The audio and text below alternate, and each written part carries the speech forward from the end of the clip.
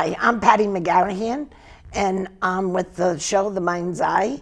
And today I have with me Jen Leach, and she's taking classes at my place in Warwick. And in the process of it, I didn't realize how much stuff she did and how many people we both know. So Jen, thank you so much for coming today. And what would you like to talk about today? You do a little bit of everything. I do. Thank you for having me. It's really so been excited. An honor to kind of meet you and get involved in some of the things that you've had. And now she's at my psychic dinners working, and I got her everywhere. Yeah, and on the show, good, yeah. So I do a little bit of everything, but what's most near and dear to my heart is probably working with crystals. And I also do a lot of tarot readings, psychic readings, so that is also, in my mind, kind of a way to really help people and kind of guide them on their spiritual journey. And I look at tarot as that really gives you options of where you're at in life, and or it gives you affirmations of where you're at in life. And sometimes it helps you connect with people who have passed on. So it's a great alternative to probably mainstream. And some of it, do you find that you're reading the tarot, or you're really reading the people's energy, and the tarots are making it clearer? The tarot, I use it really as a tool. So I've studied Jikun and Reiki in the past. So that allowed me to kind of really open up a channel to just kind of download, for lack of a better word, from the universe. So really the tarot is just something I use as a tool, and I have a weird spread that I do that I don't think other people really do too much. And I just kind of get the message, and some things will just highlight for me. So yeah, so it's kind of neat, and it's been some really neat experiences for me, but also for other people reading. And do you find, I find that a lot of times I feel like I've gotten from the client as much as I've given. Do you know what I mean? Yeah. And I've had It's crazy, but sometimes they say something that just all of a sudden, oh my gosh, I'm doing that too. Yeah, sometimes it does come across as like a universal or a group message as well.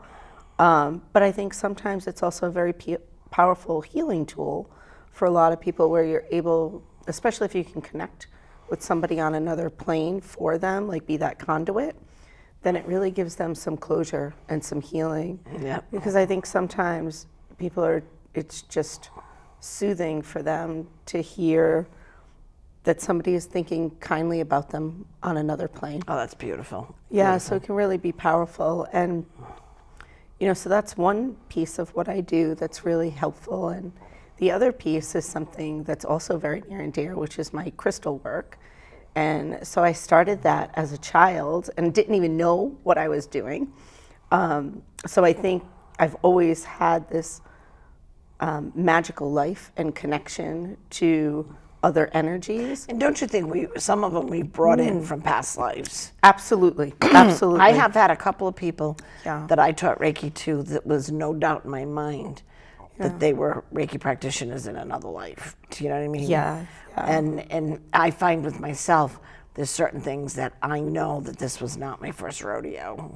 Yes. Yeah, and it can be very powerful when you're doing some of this work, whether you're meditating or you're working with a crystal, or even if you're reading for someone or doing Reiki, where, yes, all of a sudden you yourself have some experience and you're like, oh, I've done this before. And it's kind of Deja vu. Yeah, or I've lived this way in another life. And it carries through. Scotland. Yeah. I went on a tour of Europe, but it was basically set up. I was helping my daughter take my grandson, because she had rheumatoid arthritis, on the plane. And then once she met her friend with her 3-year-old, and they were 1 3-year-old and 4-year-old, they were going to this castle where the kids got to be knights and hang out. And I took off and went around. And every time I tried to skip Scotland, because Scotland, when we were originally booking it, was having a little, like it was going to leave the United Kingdom, you know? And they were saying here a little controversy.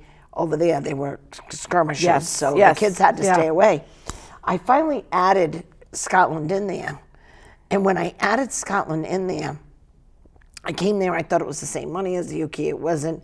I was all tangled up. So I got in the hotel. I came out the next morning, And I looked up, and this clock from the 1600s, this tower with this clock. Yeah. I go, I've been here before. It's powerful. It was so powerful. I walked up and down that street so many times because it was so gorgeous. And they have an underground place underneath. Oh, yeah. I've been to the same place. Yes. Yeah. And the underground plays like took my breath away. Yes. And it's interesting you bring Scotland up because I've been as well to the Highlands. And it's funny because my life seems to always call me back to the UK. Whether it's England or Ireland or Scotland. And I love it there. And I feel like I'm home there. Yep.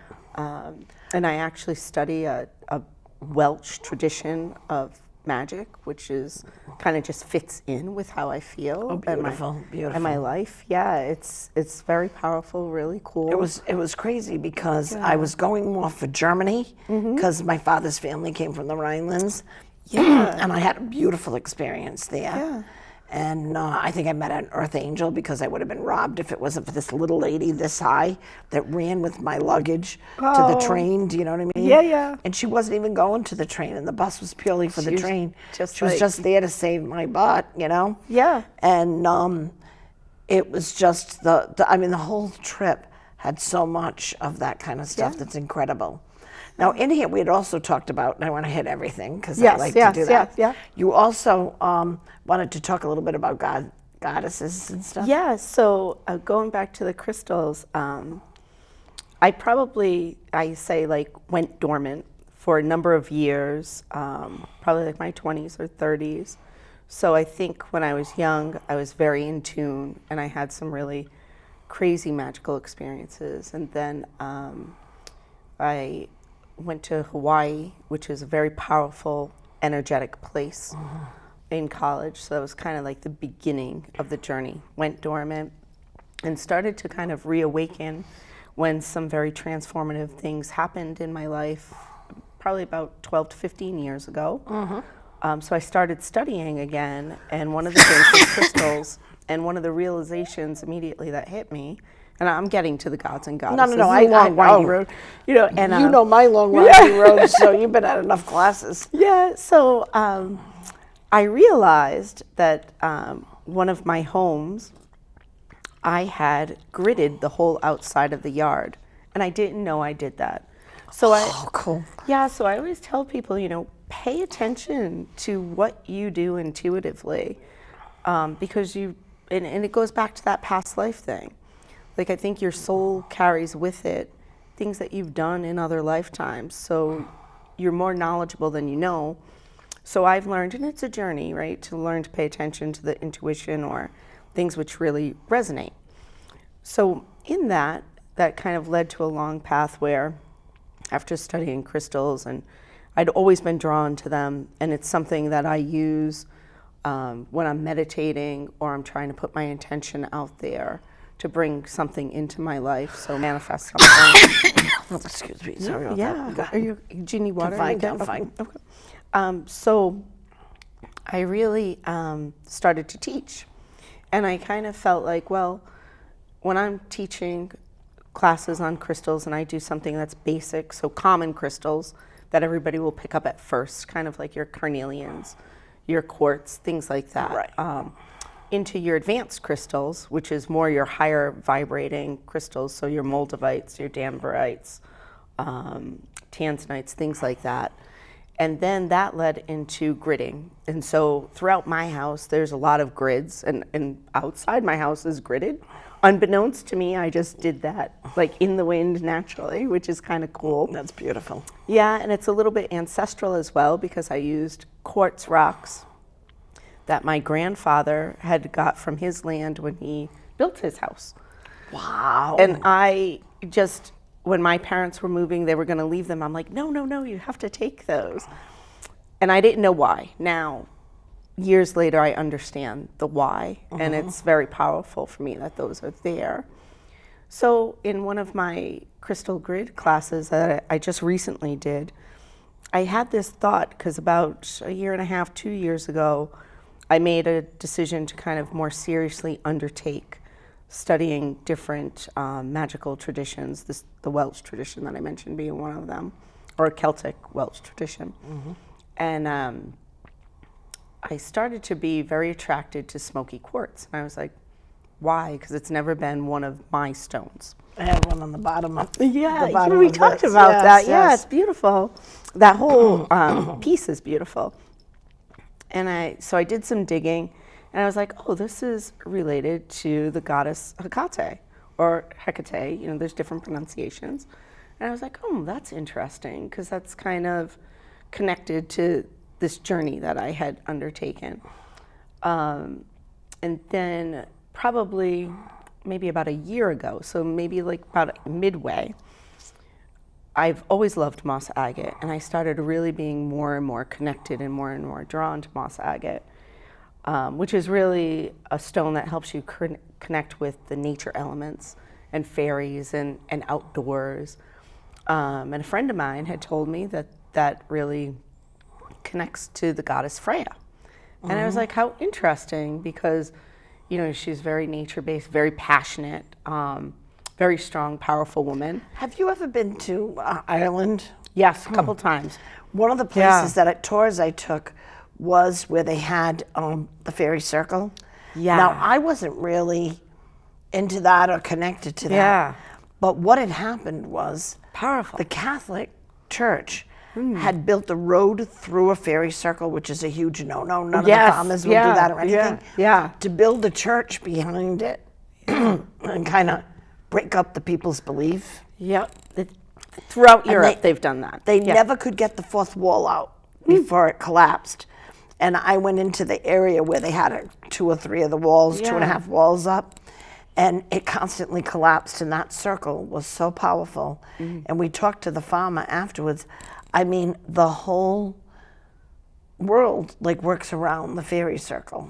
Yeah, and it's beautiful. And I felt the energy. Yeah. Because we went down the road, which put us in the middle of it. Yeah. And I went, oh my gosh, I couldn't believe how much energy. Now, so when you were in Scotland, did you see in Dunvegan Castle, they have the fairy flag? That's just so cool. So I have pictures of Dunvegan Castle throughout my house, because I'm like, that's where the fairy flag is. Yep. I want to take a class at Sir Arthur Conan Doyle's, because I channel Sir Arthur Conan Doyle a lot. Yeah, that would and I was a young kid, 7 years old, had read all the Nancy Drew books. Oh, I loved her too. Yeah, did you really? Yeah. And then I started reading at 7 years old the Sherlock Holmes ones. Oh, yeah. And my father loved Sherlock Holmes, so we used to talk all the time. They were popular, those mystery shows and books. But 7 is young to be into that, you know what I mean? Yeah. And I love Sherlock Holmes, and I said I wanted to grow up and write like Sir Arthur Conan Doyle. Yeah. And I just thought it was funny when I started channeling him. And I actually had a woman come to my shop, and she said, I was in the shower and Sir Arthur Conan Doyle was talking to me about you. And I thought, oh my God. That's great. Nice and affirming. Absolutely. Right? Yeah. Absolutely. And it's interesting how through life you end up finding all these people that you kind of have similar or mutual beliefs with. And then as you peel back the layers, like with us, you find all these mutual connections, or probably I know I loved your energy, but I didn't know how. I think we have like 3 or 4 mutual people between us. Yeah. And we have so many similarities in the way we do things. Yeah. That it really kind of blew my mind. Mine as well. It's really neat. Yeah. So going back to the grid, long windy road for a second. Yep. So then I started. Some Brandberg amethyst came into a place that I work out of, and I was like, oh, and you don't see Brandberg amethyst all the time. It's not very even sure rare. what that is. So it's from. We'll look it up after It's from a particular region in Africa, Nambia region, and you're not even allowed to go and mine it from that place. So it's just whatever they collect on the ground. But it actually, where that mountain is, there's all meridian lines of energy that cross there. Wow. So these are like souped up amethyst. Still same quality of amethyst, but just higher vibrating, and you can feel, if you're attuned to the energies of the stones, and I am, you can feel the difference in the vibration. So I was like, oh, and you don't see it all the time. Like I probably until recently hadn't seen it for 10 or 15 years. And I was like, oh my God, Brandenburg amethyst. So I'm like, now what was with this again? So I go down the Google rabbit hole and I find there's a connection to Diana. So I'm like, you know what I'm gonna do? And then it just like kind of evolved. I was like, I'm gonna do a grid that honors the goddesses. So it became this grid combining smoky quartz, moss agate, and Brandenburg amethyst, or even regular amethyst, to honor the three goddesses, Hecate, Freya, and Diana. And there's similarities throughout. You can do, there are different stones that are affiliated with different gods and goddesses, whether it's Egyptian or Roman or Greek. And I did another fun one in this class where I was like, oh, let's do a water element grid, because water, if you want to be expansive, you want to kind of channel that energy of that element. I was like, all right, so we're going to put Poseidon in the middle, so I had a mini statue of Poseidon, and some stones that are actually mined in the ocean, like Larimar, which comes from the Caribbean, or Caribbean calcite, which ironically does not come from the Caribbean, comes from Pakistan. So we did that, and it was just kind of some fun stuff. But in doing that, I kind of channeled or downloaded some of those ideas. They just came naturally, and they mirrored my own spiritual journey, particularly the goddess grid. So that one was personally very powerful for me.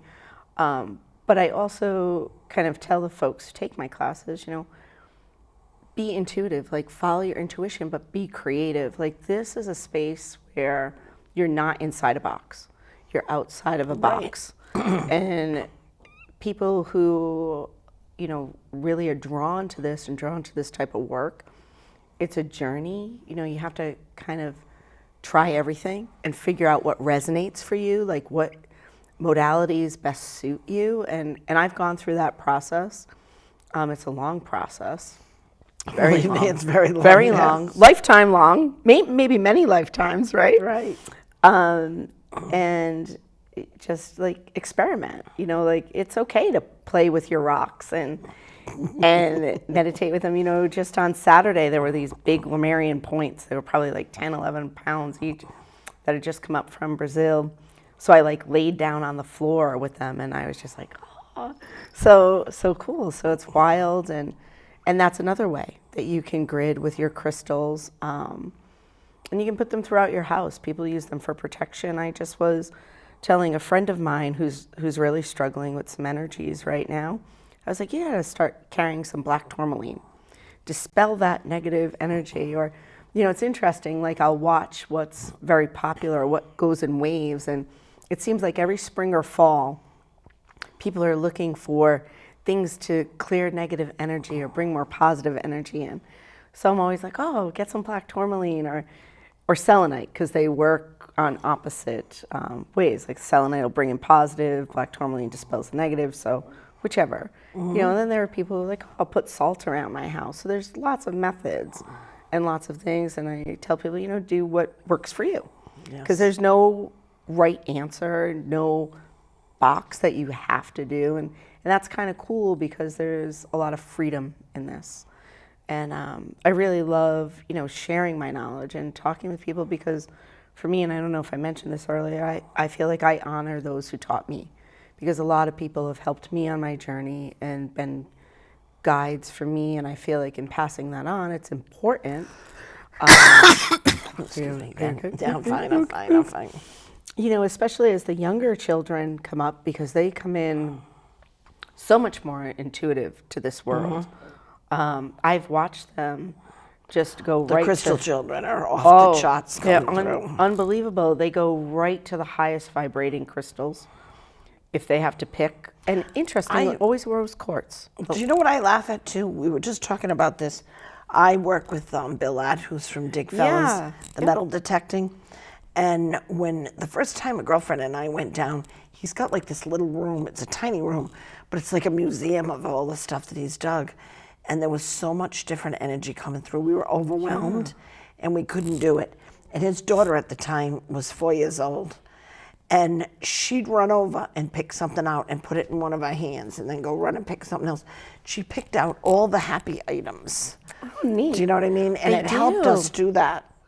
they're like And this, because that energy was so strong, I started having them pick like 10 items and bringing it to my shop. Yeah. Instead of. oh, neat. Yeah. That's a good way to do that. I don't think I've taken his class yet, but I'll have to do that because I think I've missed it a few times. But it is interesting the way the younger children come in, and they really are much more loving and environmentally conscious in their outlook, and they go right for the higher vibrational stuff.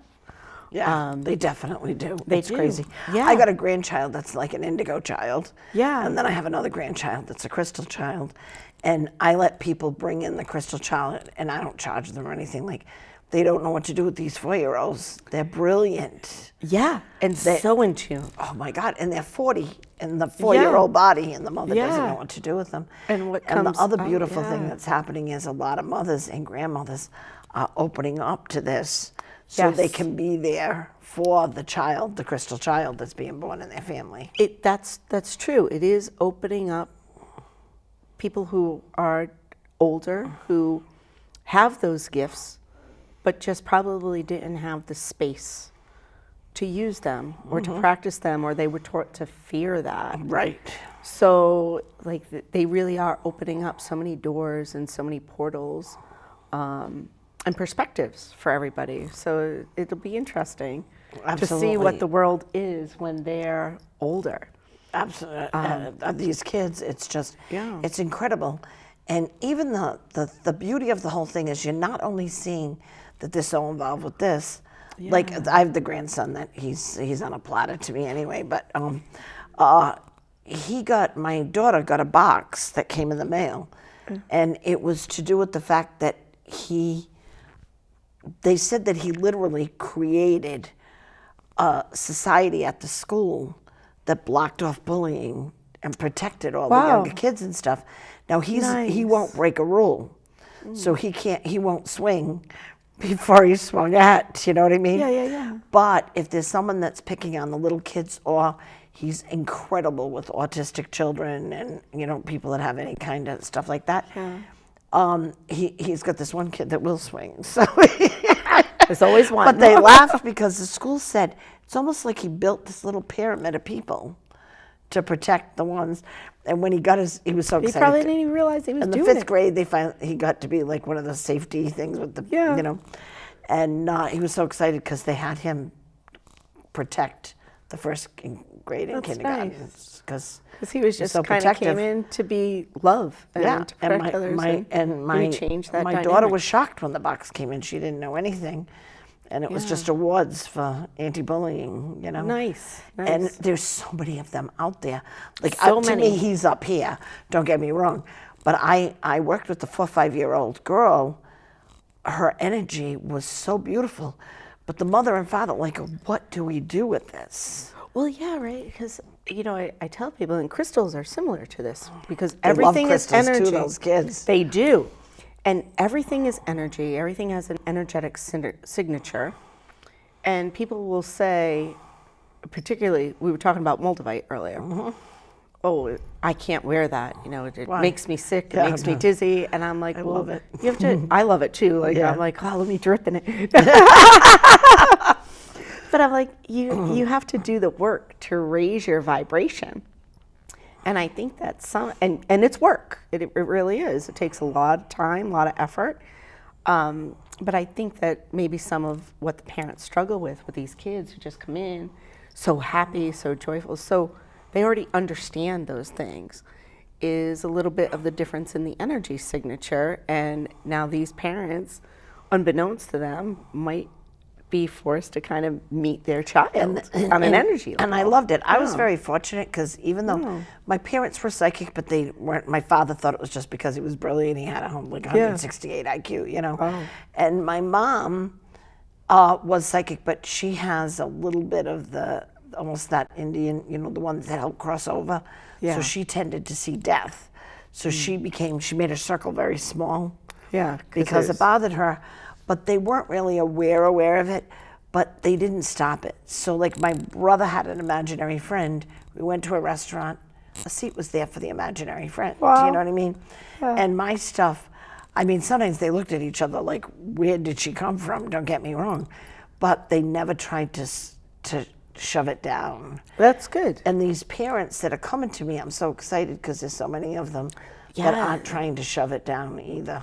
No, yeah, there's a lot more people who are very curious and open to this space, and a little bit of it is these children who are coming in. And I had Colin was having bad dreams, and an angel came to me, and I thought it was a fairy, and turned her around, and I saw that they were angel wings.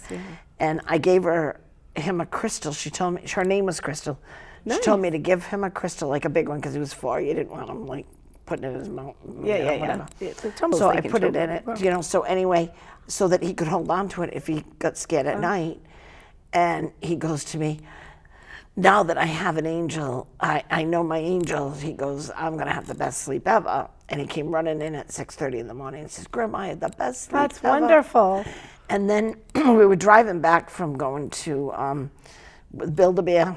Yep. Where we did one of the Paw Patrols, the firemen, that cost you about $110 by the time you buy the shoes and everything.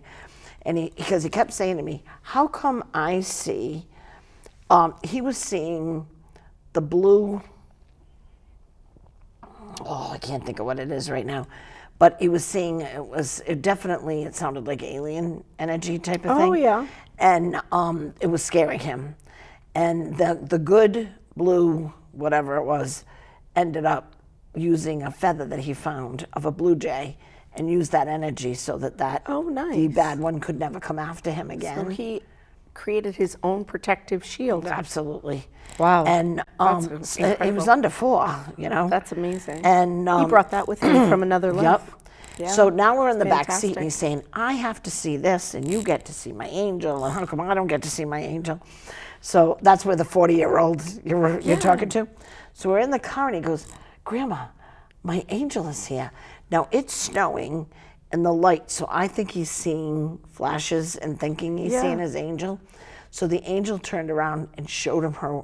He goes, the angel said that to tell you, she just turned around and showed me her wings, which is exactly what she did with me when I thought she was a fairy instead of an angel. And he woke up the next morning, 6:30 in the morning, and he goes, Grandma, my angel gave me 2 angel dogs. And I went in there, and he was like, took all his clothes off. He had all the sheets and blankets off and everything. He's hot. And it's snowing out, and I didn't know whether to cover him or not, but he doesn't sleep. So I went back to bed at 6:30 in the morning. Grandma, they gave me 2 doggies. They were the 2 dogs when his mother was his age. I'm a rescuer, so I've had like 27 dogs, so it isn't like I got pictures of them. So these he described dogs. them to a T.